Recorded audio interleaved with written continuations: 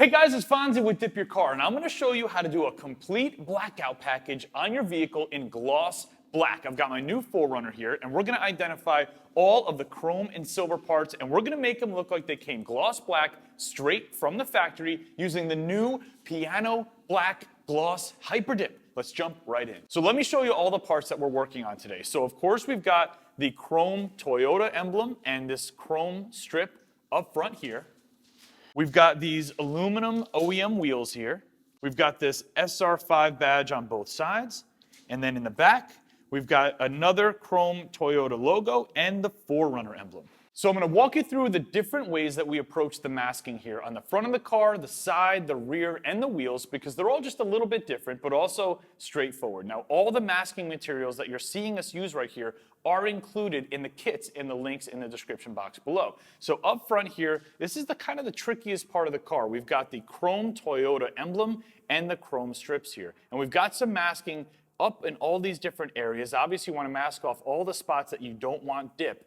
But you know, if you've watched our videos before, that we're going to be leaving a little bit of a strip, a little bit of an area around the chrome. And we're going to be covering this entire area and then peeling off around the edges. And I'll show you how that works after we get the dip on the car. Now over here, dip release on the tire here, pre-dip spray cleaning the entire wheel area, and then we've got our wheel masking bags back there. Of course, you can always remove the wheels if you choose to.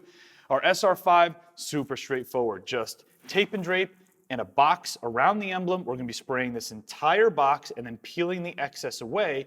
And like always, the gap between the emblem and the body of the car is going to automatically cut our HyperDip for us.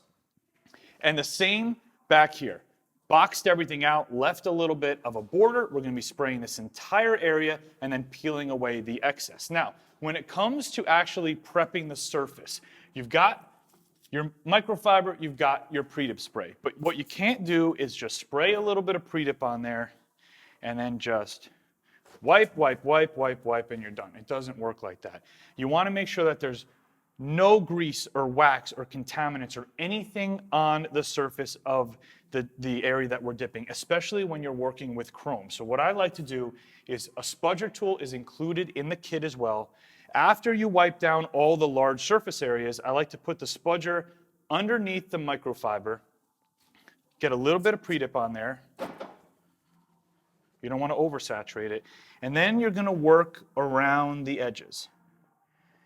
It really makes a big difference to make sure there's no more contaminants on there. You don't want to spend the time and energy to do a project like this and not have it turn out right. So take your time with the masking, and when you're all done, then it's time to spray. Now, when it comes to spraying the gloss HyperDip, there are some things that you want to pay close attention to in order to make sure you get the best end result possible. The first thing is you don't want air blowing directly onto the surface that you're working on. Now, you always want good ventilation in your workspace, but for example, if we had air blowing directly on these emblems as we were spraying them or as it was drying, it would force the coating to dry faster than it wants to, and that can cause some blushing or cloudiness in the finish. The second thing is you want to keep an eye on your climate. Gloss HyperDip, just like a lot of other gloss coatings and gloss paints, is sensitive to humidity. You want to make sure that the humidity level is 50% or below for optimal results. As the humidity climbs over 50%, you start to lose a little bit of clarity and a little bit of sheen with the product. Now, this is one of the most important steps, is you want 3 to 4 light dust coats on the surface before you go wet. Trust me, don't skip this step. 3 to 4 light dust coats covering the whole surface before you start spraying wet. We'll show you how to do that here in just a second. Now, when you get to your wet coats, you don't need to pull it up real heavy. I know with regular Plasti Dip, you have to spray it wet and heavy to get a smooth finish. Not with HyperDip. It's much more of a paint-like finish and a paint-like application. You're going to use fast overlapping passes over the surface to let the surface wet itself out. If you force it too wet, too heavy, you can definitely run into some solvent pop or some runs. And then the last thing, and we'll show you that here as well, is your angles. You don't want to just spray everything at the face here. You want to make sure that you come in a little bit from the left on one coat, a little bit from the right on the other coat. That way, you don't just get full coverage on this face here. You want to get full coverage around the edges and the sides of each letter and shape as well. With all that in mind, let's jump in.